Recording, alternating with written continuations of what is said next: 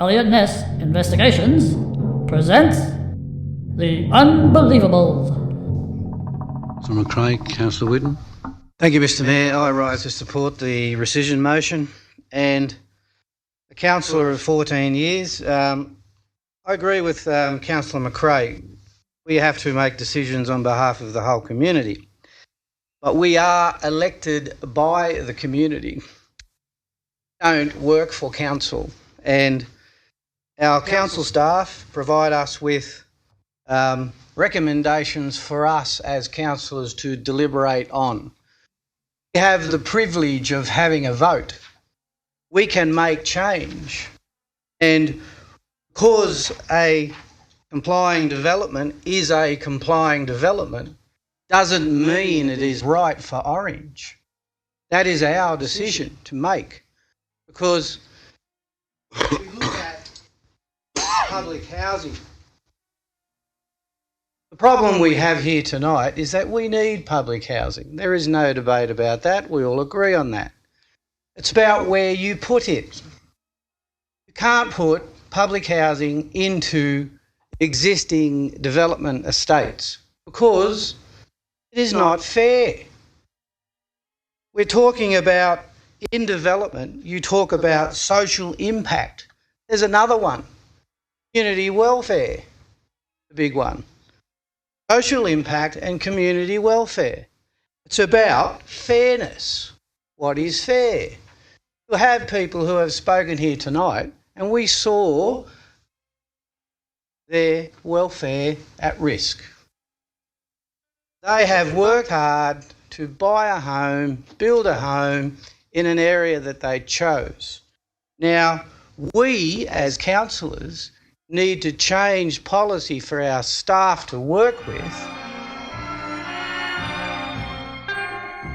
that when new subdivisions are being developed, the developer put aside lots for public housing, pre-sale of those lots. Yep. The same way as we do green space, the same way as we do waterways. Now, what you will find is the developer probably won't like that because they know that it's going to probably impact their ability to sell lots around that area. That's bad luck. They either want the whole development or they don't. We make those decisions as councillors. We make policy for this council that our staff work with.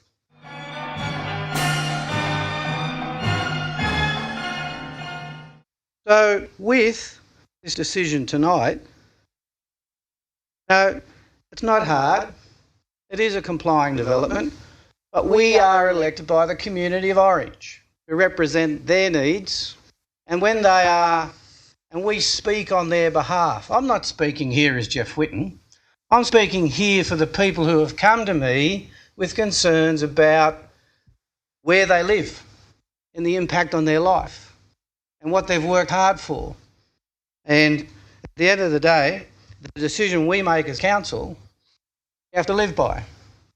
And if the developer wants to challenge that, then there are mechanisms in place and they all flow.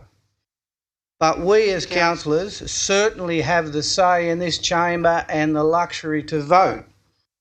And I say that tonight that we should support the residents who have built, taken risks, borrowed money, built homes in an established area and protect them and their investment.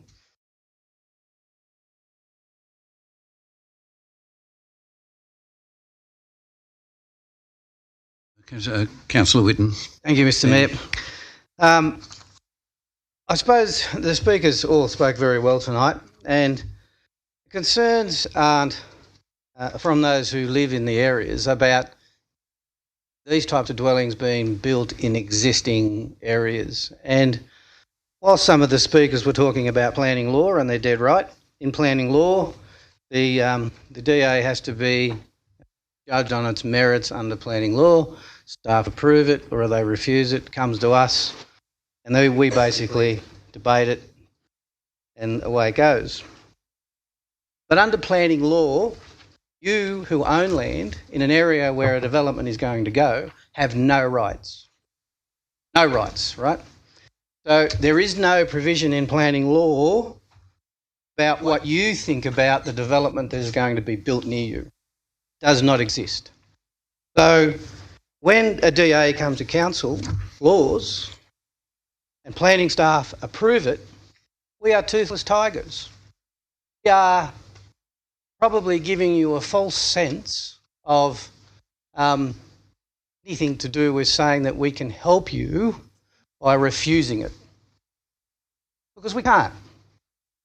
We're actually giving you a false sense. Probably giving you a false sense of anything to do with saying that we can help you by refusing it. Because we can't. The only time the councillors have any control over your concerns is on election day when they want you to vote for them. Then you are important people. You have to vote. But up until then, in a DA application, planning law, your opinion means zero.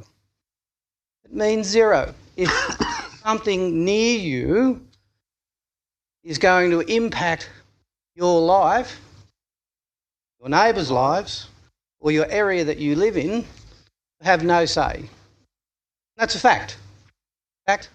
And I've seen it here in 17 years that really we're giving you a false sense of opinion or security if we vote down an application. Because if the developer takes it to the Land and Environment Court and they have approval from the registered councils that it has approval, it will 98% of the time get up. And that's the way the rules are. What can I say to you? This is going to the JRPP. Again, council has no say over the matter before the JRPP. We are like any person in this room who has written submissions. We will write a submission if we believe that there are things need changing, and they will judge our submission along with every other submission as a simple submission to the JRPB. The only way you can stop a DA being built is to own the land next to you. That is about the only way. And I think we need to tell you that. I don't think it's been explained to the community of Orange that we have no say as councillors, council staff. They have every say because they are the people who work within, are guided by the laws under planning on whether a DA is approved or not approved, right?